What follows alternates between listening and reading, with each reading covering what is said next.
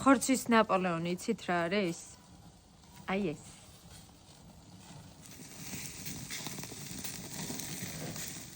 გიორგიმ სპეციალურად ხორცის ისეთი ნაჭერი შეარჩია, რომ ცხიმი გადანაწილებული ყოფილიყო, შემდეგ დაჭრა ისე როგორც ხედავთ და კარგად დაბეგვა. ახლა კი соуსი მოვამზადოთ, გვჭირდება ხახვი, ძირა, მშრალი აჯიკა, მარილი და პომიდორი. ვამატებთ ძმარს, კარგად დავაბლენდერებთ და ფორმის ძირზე დავაფენთ ჩვენ მომზადებულ ხორცს. წავუსვავთ პომიდორის მასას, დავალაგებთ ზემოდან ბეკონის ნაჭრებს, ზემოდან ისევ გადავაფარებთ ერთ ფენა ხორცს და ამასაც გადავუსვავთ ზემოდან პომიდორის მასას. შევაბრძანოთ საყინულაში 1 საათით, შემდეგ კი, როდესაც 1 საათი გავა გამოვიღებთ, დავჭრით და გადავაბრუნებთ ისე როგორც კადრში ხედავთ, რომ შამფურმა მარტივად გაიაროს.